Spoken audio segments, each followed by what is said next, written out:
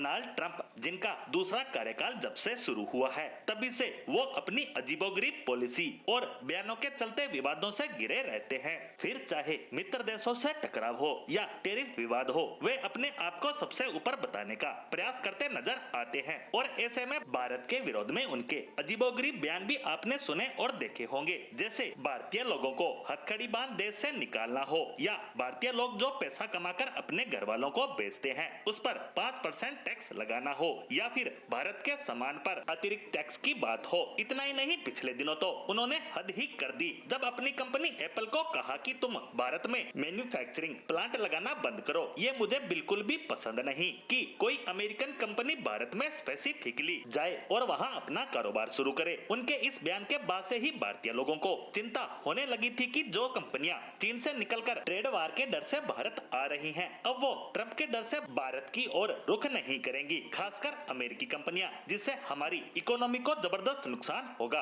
हमारी GDP growth गिर सकती है और हम चीन और अमेरिका से जो मुकाबला करना चाहते हैं इकोनॉमी के मामले में, उससे भी पिछड़ सकते हैं। ऐसे में इसे लेकर तरह तरह की संभावनाएं जताई जा रही थी, लेकिन अब इसे लेकर बड़ी खबर आई है जो कि अमेरिकी राष्ट्रपति और उनके प्रशासन को जबरदस्त झटका देने वाली है। और उन्हें यह झटका दिया है खुद उन्हीं की कंपनी एप्पल ने। दरअसल एप्पल की सप्लायर कंपनी ऑन हाई, जिसे हम फॉक्सकॉन के नाम से जानते हैं, जो कि एप्पल के लिए आईफोन का निर्माण करती है, उनके मैकबुक और अन्य तमाम प्रोडक्ट बनाती है, उसने ऐलान किया है कि भारत में वह 1.5 अरब डॉलर का और निवेश करने जा रही है, यानी करीबन 13,500 करोड़ रुपए का निवेश भारत में और करने की बात कह रही है। और इसकी मदद से भारत में उनकी फैक्ट्रियों की क्षमता को बढ़ाया जाएगा, उनकी मैन्युफैक्चरिंग कैपेसिटी बढ़ाई जाएगी। मतलब कि इस निवेश के बाद इस कंपनी में सालाना 2.5 से 3 बिलियन डॉलर के इलेक्ट्रॉनिक उपकरण फॉक्सकॉन बनाएगी और फिर एप्पल इन्हें दुनिया भर में अपने मार्केट में बेचेगी। और ये डोनाल्ड ट्रंप और उनके प्रशासन के लिए किसी